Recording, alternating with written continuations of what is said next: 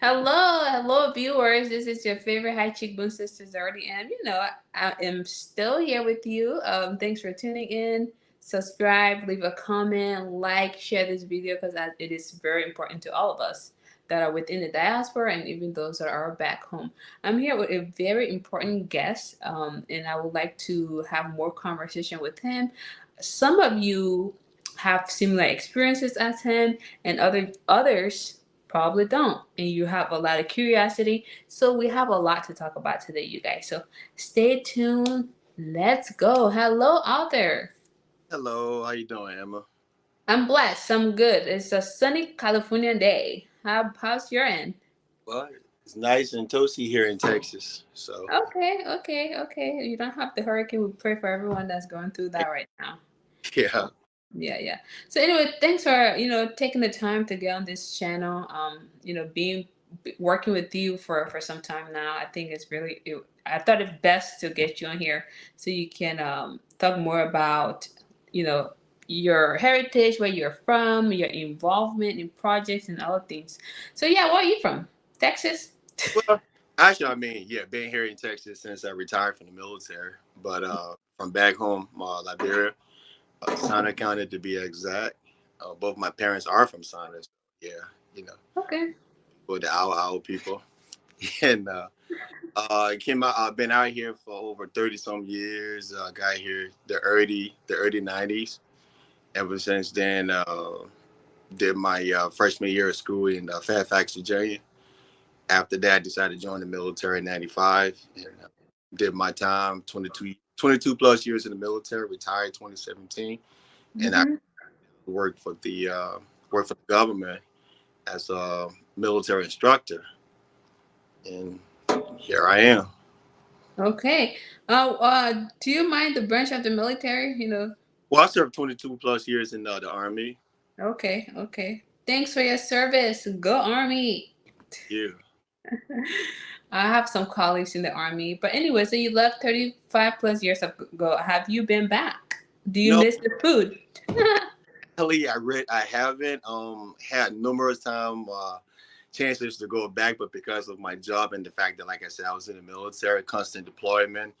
Um, it seemed like every time it was, I wanted to go back, we had something come up, so I couldn't go.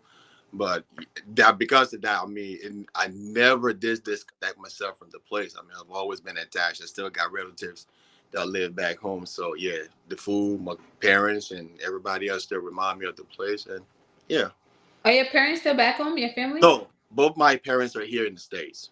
Okay. So you still have like extended relatives Yeah. back home.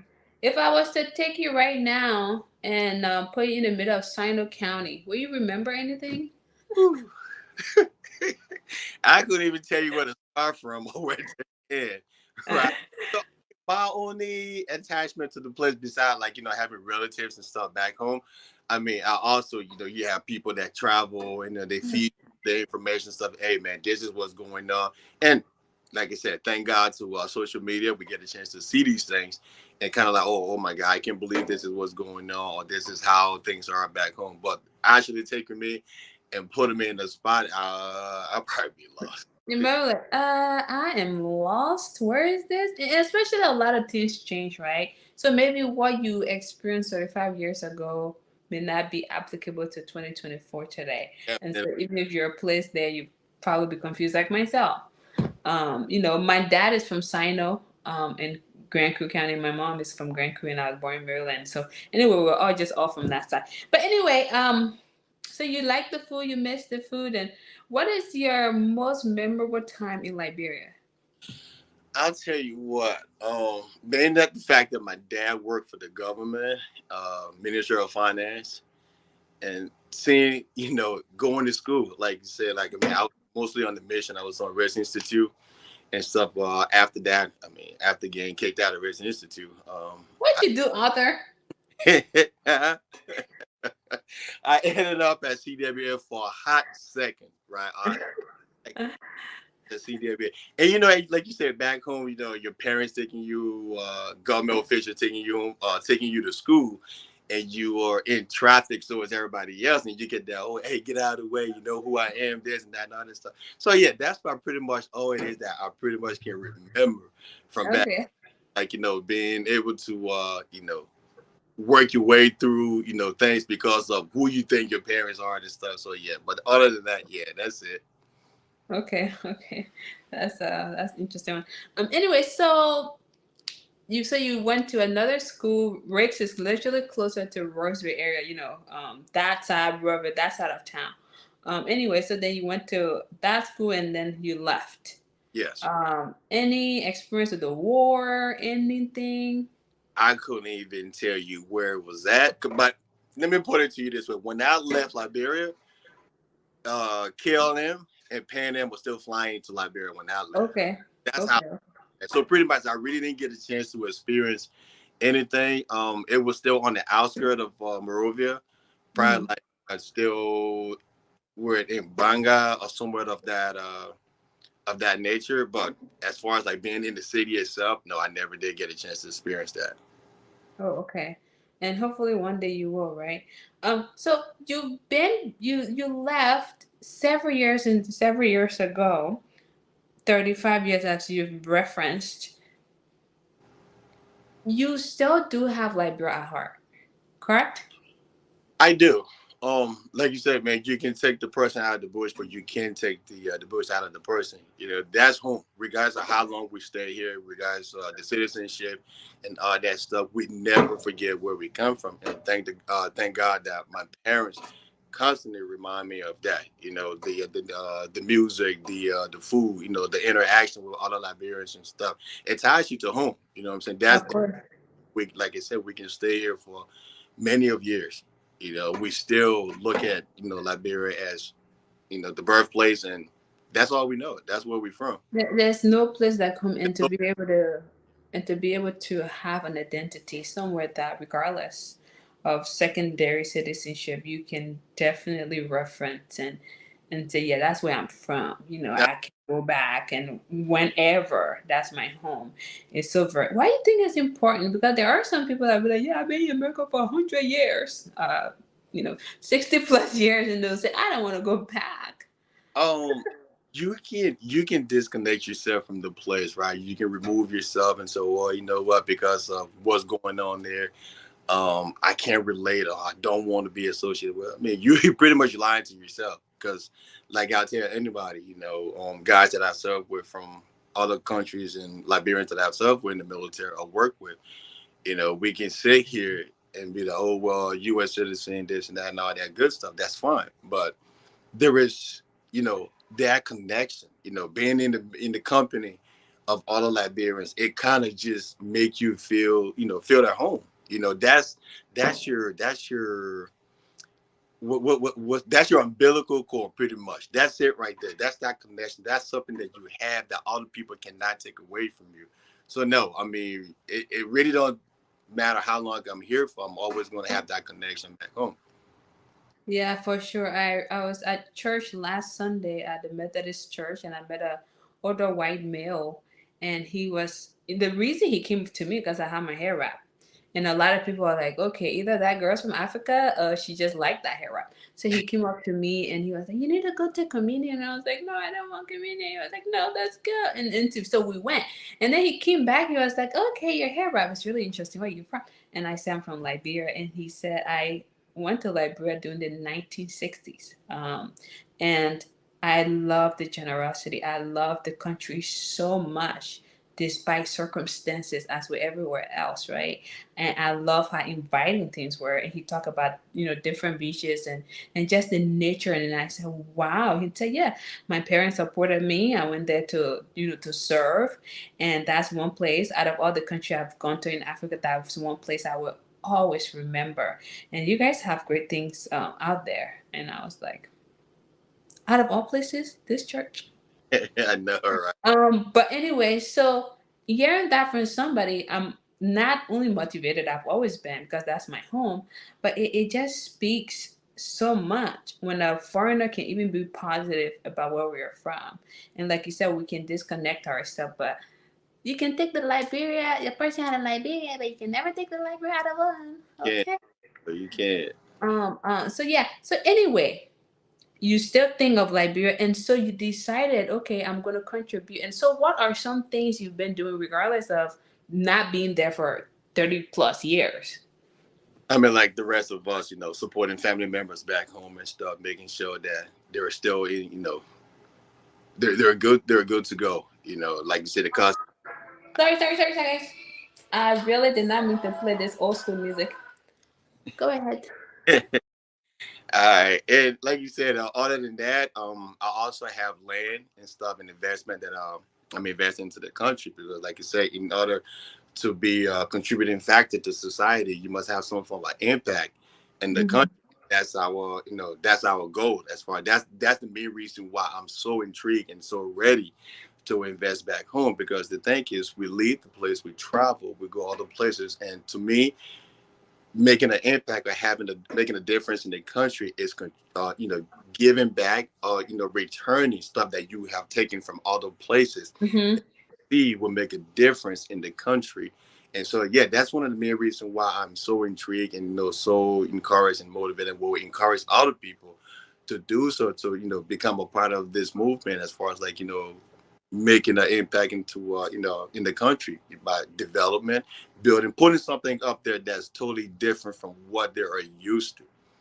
Yeah. I like that you said that because there are still some people that would say, I can't invest in a place I haven't been for X amount of years. But yet still you're like, okay, I'm gonna go in there.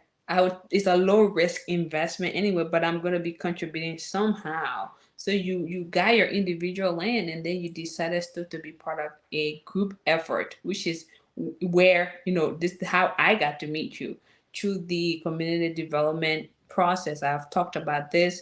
We started our first development in the Royesville area, and then at what point did you decide, oh, you know what, I need to get into that? Like when we started the second community development. To tell you the truth, Emma, like you said, we like I told you earlier, right? We left home because, and the reason why we left is because everybody, like you said, the wall, how to get away from there. But even though we left the country, we are still there. We never actually like remove ourselves. Physically, we're not there, but Right. connected to the place. That's where our umbilical cord is at. So we're tied. We're tied to that. We're tied to that country. So when you say, well, even though you haven't been there, but you're willing to invest, why not? Where else would I want to invest? I Right. into this country where I'm at. But at the same time, even though I'm here, even though this is where everything is going for me, home is where it's at. So that's why I am still intrigued. That's why I'm still connected. That's why I will always want to invest back home. And you said, well, how did you get, why did you decide, or how did you see, the movement and stuff? All this, like you said, going on YouTube, seeing the videos and stuff, and seeing your first community that you guys did. And I was intrigued. I was like, hey, you know what? We need to reach out to her and see, how can we become a part of this? Like-minded people doing the same thing. And I mean, I wasn't, you can't beat that. I wasn't going to give it up. It's something that I was looking forward to. And you just made the process easier to do. Right. Okay. Thanks for that. So there are some people that are saying that, well, man, when are you guys gonna have this community up? And Rome obviously was not built in 2 days, not even a month, or not even a month.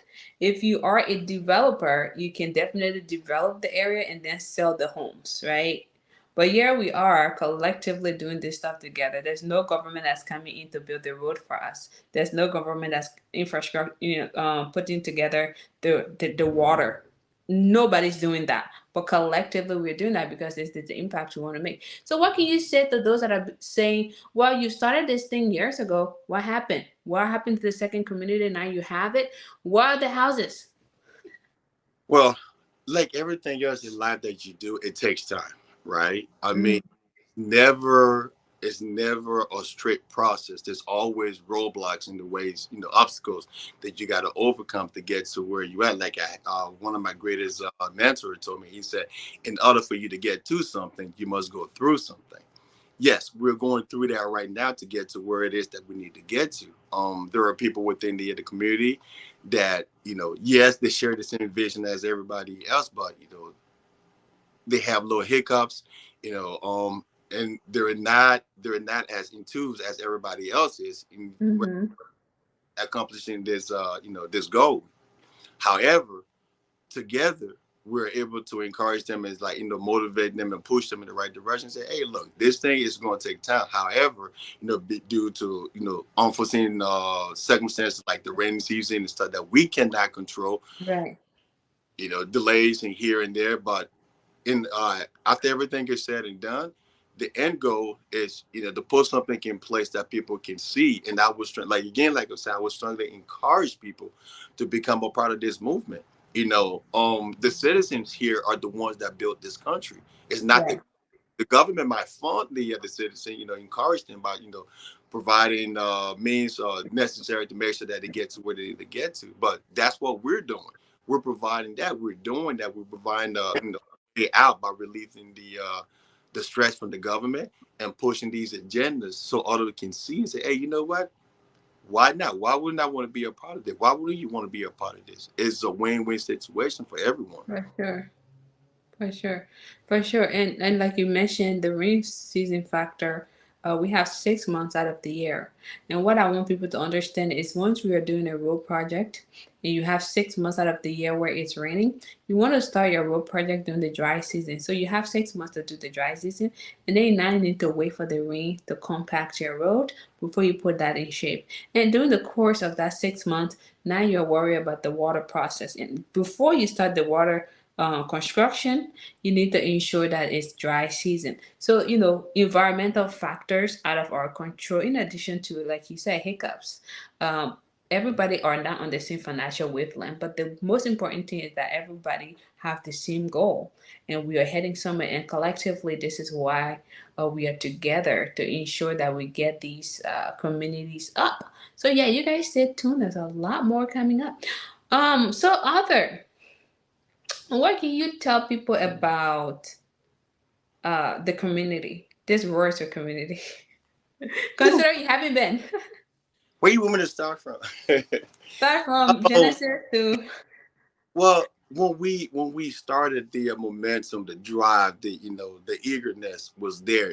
Like everything else, everybody, like you say, everybody hands is not measured the same. So financially, you have some people that are that are there, willing, ready to go, and then you have those that have obstacles in the way that they have to overcome. Again, that's what we're there for. To push each other and make sure that we reach the end goal, which is the end result, which is establishing this community. The community as a whole is something that's it's different. It brings something different to the table into the country as a whole. It's a beachfront property. Who would not want a beachfront property? right, We're trying to do also, like you said, I'm glad you asked that question. We're trying to change the mindset of the people, because if you look at back home, the ones that stayed on the beachfront are always those that really don't. Yeah, the less fortunate are pushed towards the water. We're trying to change that concept. Put something in place that people can see, that most people will want to, like a bulwark, do something different. That when they look at those homes, they'll be like, you know what, those are nice. I would love to be in that community. So that's what the Royesville community is doing. Again, like I said, it's a beachfront property, and with the mindset of the people, our whole goal is to put homes in those places. So when you're out there and you look at this thing, you be like, ooh, the people got plenty of money. But no, that's not what it is. It's not that we got plenty of money. We just want to change the mindset of the people, give them something to look at and say, yes, I'm proud to be a Liberian, and I'm proud to be a part of this movement. definitely.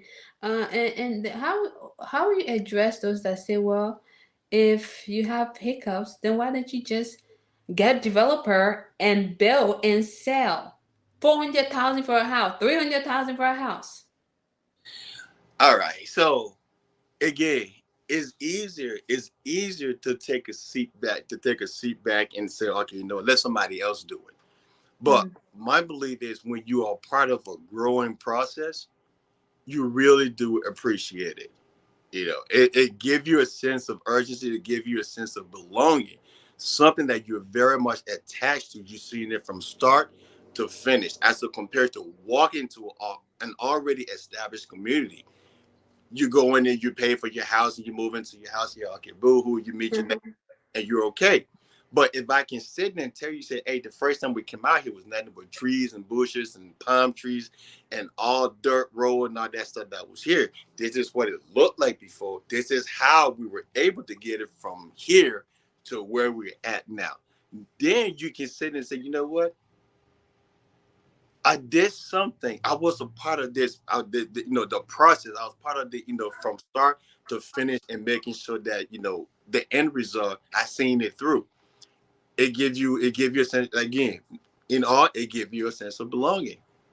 That makes a lot of sense. And then in addition to that, the land is yours.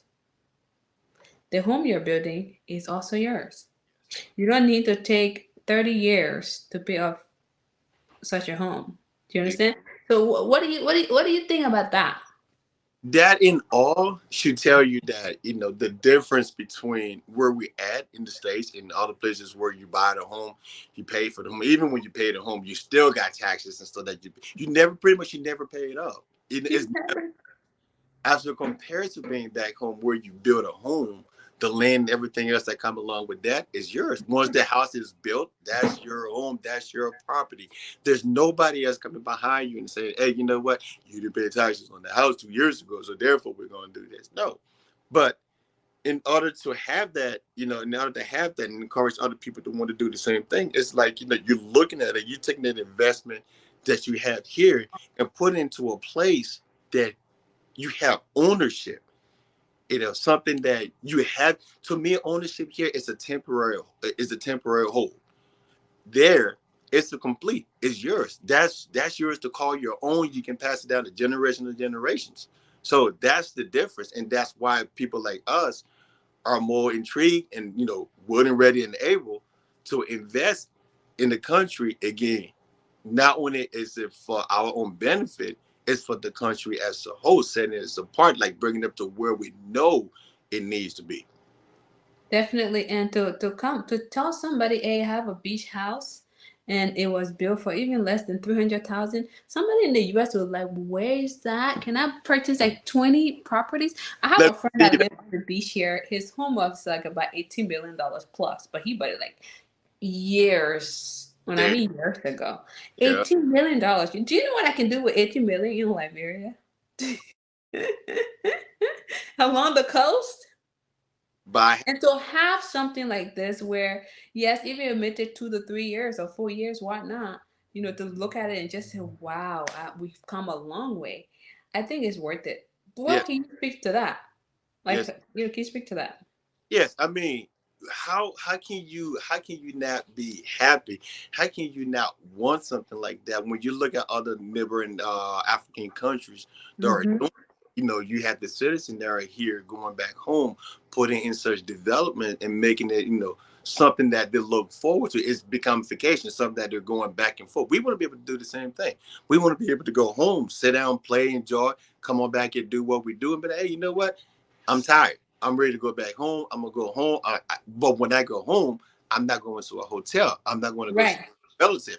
I'm going to my house. Not only just my house, it's a beachfront property. How? Oh, by the way, I got a boat parking. So I can walk on the beach. I can walk yeah, to the lagoon. I can go fishing. yeah, Hello. something that you on over here, if you got it, you pay millions and thousands of dollars to acquire.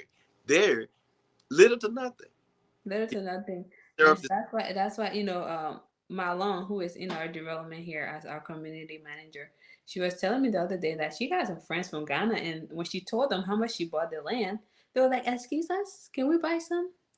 And people who are not from Liberia are thinking that far, like, okay, I'm not even from there. I don't even know the development aspect. I don't know anything, but because of this kind of property and knowing how much it is a long term investment that can yield so much because of what it is. And I think that sometimes we take that for granted. Yeah, we do. Again, like you said, most people are here so accustomed to being, away from the place, and they look at the government structure and look at that, and they frown upon that and say, okay, you know what, there's no need. There is the place is unstable. What is when it becomes stable if we're investing into the place because Mm-hmm. we invest into the country, the more and more we're able to change the laws and regulations and stuff to meet the standard that we are looking forward to. We can Right. sit here and say, okay, you know what? From here, we're going to dictate. No, you're not. You got to be a part of it. You got to be a part of the movement. If you're there, then you have more You have reason. a voice. Yes. Yeah, you have more reason why you would want it to be a certain way. But you got to be a part of it in order to, to have that say so. For And sure. For sure. trying to do one development at a time. Yes, definitely. And anything else that I'm missing that needs to be added? During the course of this video, obviously we're gonna show where we were, how far we came before the rainy season, where we are now after the rainy season, and where we are going next. So we are gonna have all of that in this video. But is there anything else to add to this discussion? Yes, I mean, so everybody watching this right here, I'll tell you, man, the road to success is not an easy. It's not an easy track. It's not an easy race, man, and it's not an overnight success thing. It's not an overnight story, either. I mean, it's one of those things that you got to, sweat. You got to make sure, you push each other. You got to make sure that you encourage the rest of the people that are part of the team that it see the end result. The end result is going to outweigh everything that we're going through. Step by step, individually or collectively, working as a team, you guys can accomplish, you can accomplish anything. Where one person is weak, the other person pick them up. Yes, you're gonna have your argument, you're gonna have your misunderstanding and stuff. But to me, that's what make it even interesting. That's what make it Mhm. even what it is. Because when we get there, we can then sit down and laugh and joke about it. Say, you remember when we was here, when we're doing the Mhm. road, we had to deal with this. Hey, you remember we got mad at Emma for this, or we got mad at this person for that. And when you look back at it and say, well, you know what? Look what we have right now. The roads are paved, the lights are on, the homes are going, the homes are up and stuff, and the community looks beautiful. At the end, everything that we work hard for, pretty much it pays off. And again, people around us see that and see how far that community has come and see, this thing didn't just happen overnight. It might encourage somebody else, that wants to be like, you know what, if they can do it, let me see if I can do it someplace else. And that's what we want. That is the whole purpose of doing one community at a time. Hey, look what we're doing. Don't you want to be a part of that? Of course. After a while, people going to catch on and be like, you know what? Let me invest this. Your little $2 or $3 that you put into the community, after a while, everything's said and done, it's going to be a product, something that you're going to be proud of. And your generation after generation is going to come back and see that and be like, you know what? My grandparents or my parents were part of this movement, and I'm willing, ready, and in the position to continue this process. Before we know it, the country going to be where we want it to be, and that's the goal. That's the end result.